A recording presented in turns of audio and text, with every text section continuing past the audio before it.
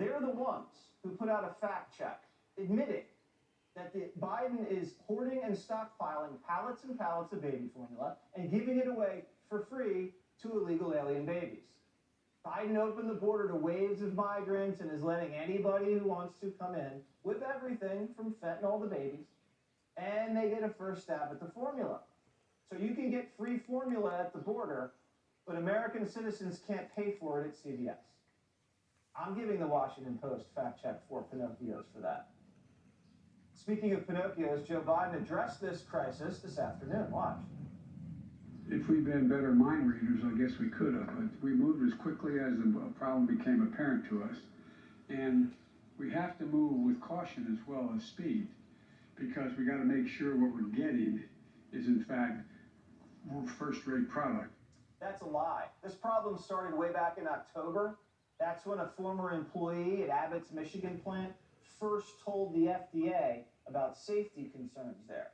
And for months, the FDA did nothing before shutting down the plant eventually in February.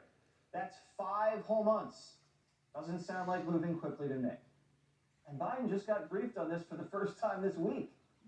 It's like everything Biden does, he's slow to react.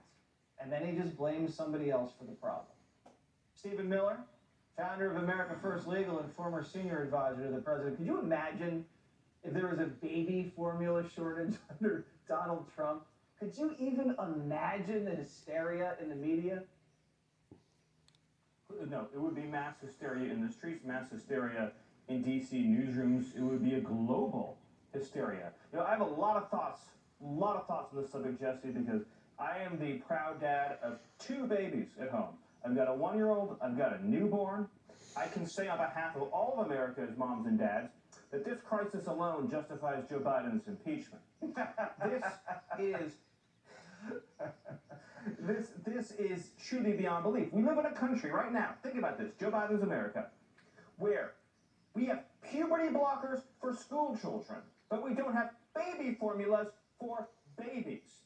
We live in a country where every illegal alien in the world who shows up at our border will be guaranteed baby formula on demand, but American mom and dads cannot feed their own children. And the best ideas they have coming out of the Democratic Party are from Bette Midler, who apparently does not realize that it's not a light switch you can just turn on and off to create breast milk. I won't say any more than that. But, I mean, this is absolute madness. And on a serious note, I want to say that for parents whose children have milk allergies and other food allergies, I mean, this is sheer terror that they're living through. We're the one formula that worked for their kid that they finally found that will finally let them sleep at night, not cry at night, be happy and flourish. They cannot get this formula.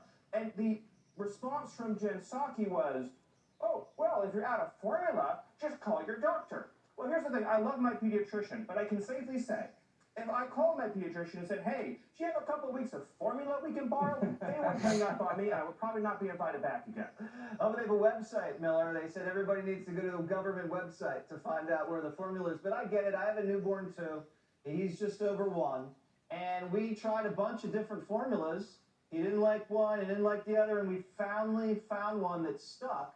And it's not an easy process. Yes. Now, are you actually feeding your own babies, or do you have nannies that do that for you? I fed my baby just a couple hours before I came here. Although I give my wife all the credit, but we went through the same thing you're describing. Yeah. Where, you know, we worked and we tried every different thing. Yeah, they're picky. And I think my baby's a snob. He's a food snob.